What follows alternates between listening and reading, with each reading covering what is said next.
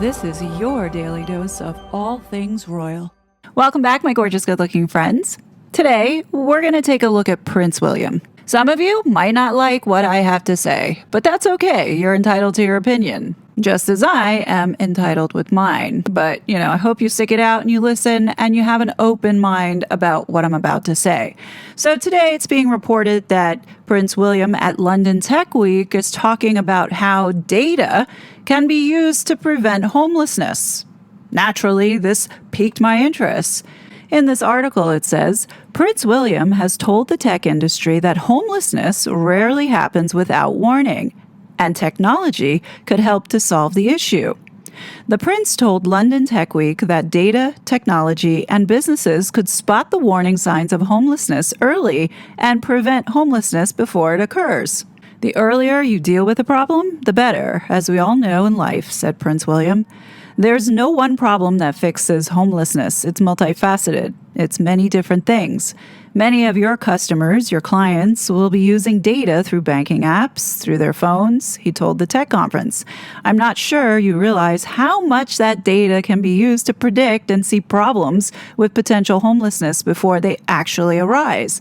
Homewards, the Prince's homelessness program, is launching the Homelessness Data Lab, which will employ techniques currently used by businesses to ethically and responsibly identify people at risk of homelessness at its early stages when support can have the greatest impact.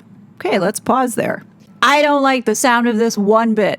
And the reason why is because in order to predict homelessness, meaning going broke and having to live on the streets, you have to have an inside look into people's bank accounts, into their behavior, what they're spending on, and possibly your health records to see if you have a disability or new disability or mental health issues, to predict whether or not you're going to end up on the street and convince you to leave your property that you own to move into one of those little communities that William is building to prevent homelessness. Now, when you look at the partners that William has chosen to work with on this technology data harvesting initiative, he has partnered with Salesforce and landaid.org, which is an organization that on the surface is to help fight homelessness. But when you look at the board of trustees, it's filled with real estate people.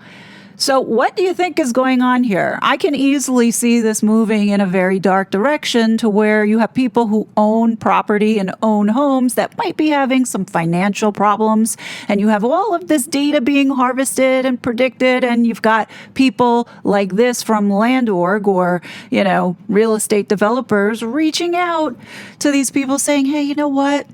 We can help with some of that burden. Why don't you move over here and, you'll get X amount for your property and for your home, so you don't have to worry about paying whatever taxes, blah, blah, blah. I mean, I don't know how it works in the UK when you own property, but here, there's a lot that goes into keeping your property. Yeah, as much as I want to think that William and Catherine are going to be different, you can't ignore that William is a globalist. And he's not doing this out of the kindness of his heart. Okay, sure, he's found a project that he's passionate about, but there's also a return on investment here. Remember a couple weeks ago when it was announced that Prince William was going to be selling off a fifth of the Duchy to help with homelessness? At the time, Prince William was lauded in the media as well by royal commentators for giving back to the people and giving up this land. At the time when this was reported, I was debating on whether or not I would talk about it because I was skeptical, and rightfully so. Because, when have you ever seen the royal family give up part of their wealth? Never.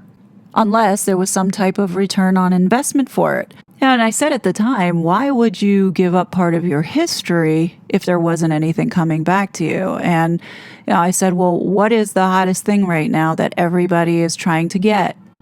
Well, that would be land, right? To build these AI data centers. Now, the reason why I didn't talk about this back then was because there was no evidence that Prince William's homeless project had anything to do with technology. Okay?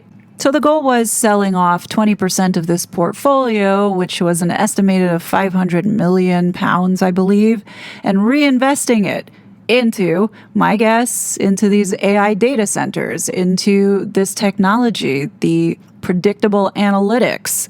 They don't go into detail why Land Aid was chosen as another partner, but I can guess that, part of it is because of the real estate developers who are part of the trustees. So, it's likely that Prince William has partnered with them, especially when it comes to the selling off of this 20%.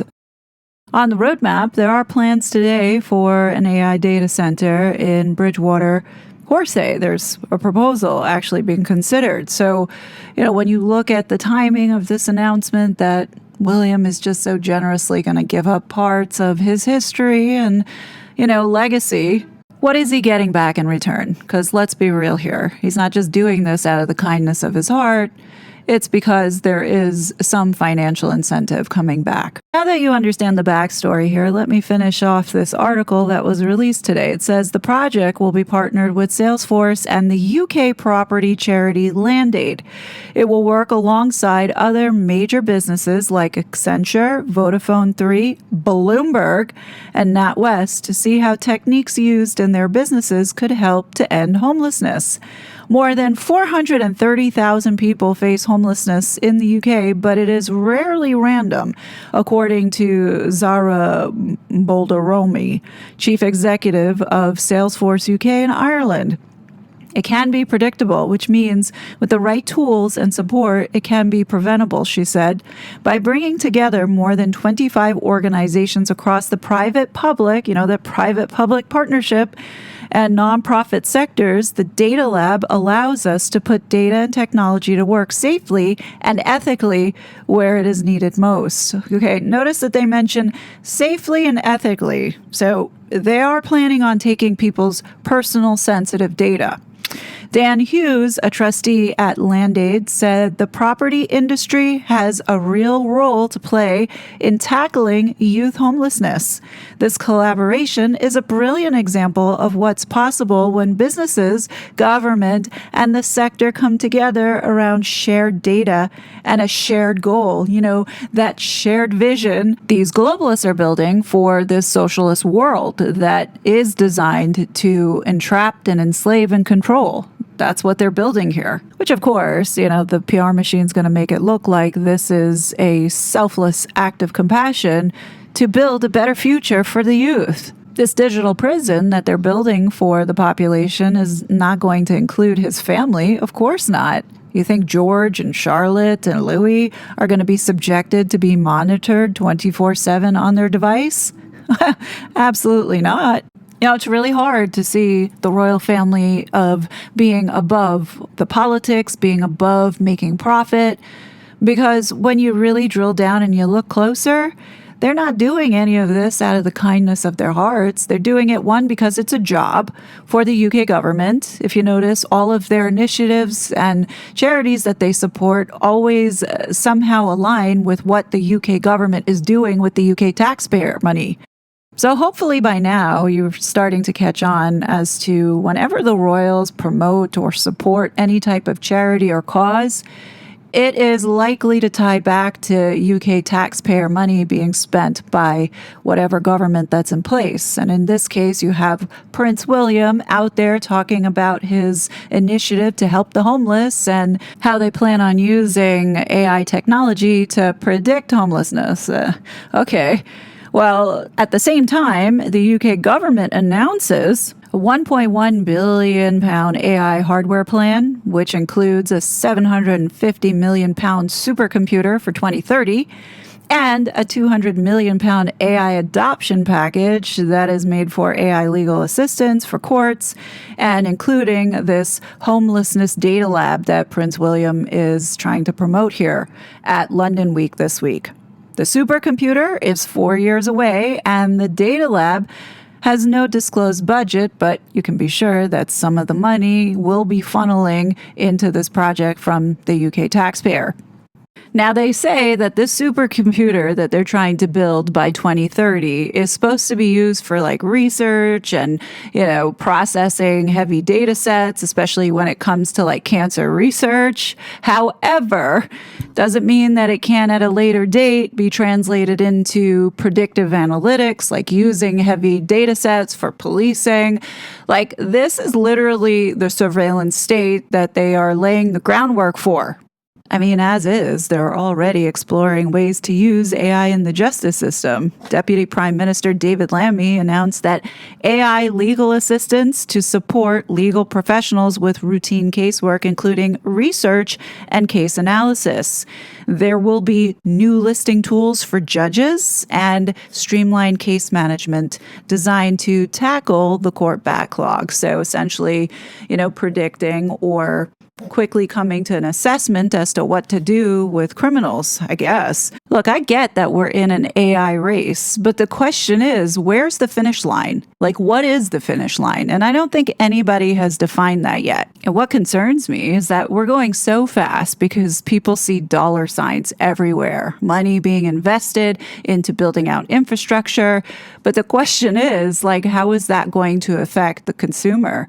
And that's where the regulation debate comes up, because some feel that putting regulations or guardrails, as they like to call it, will hinder innovation. And I don't think it's a bad thing. I don't think putting certain restrictions or following a structure to protect the consumer, with good conscience is a bad thing. We don't need to go so fast. I don't understand where we're racing to. I do think there should be some type of blanket clause that should be applied in the event that a platform or a technology does cause mass harm to people, like the COVID injections, that there should be a way for consumers to seek legal action, period. I'm not talking about the mental health shit that Meghan and Harry are pulling here to, sue these social media companies. I'm talking about real damage when it comes to physical harm, such as death or disability. That kind of stuff needs to be, seriously considered. If we're going to be looking at AI to, write prescriptions or diagnose people, I think there needs to be some level of protection for the consumer. To just allow technology to run free in serious areas like that, I think is a bit reckless. Just my opinion. But that's a whole separate conversation for a different day.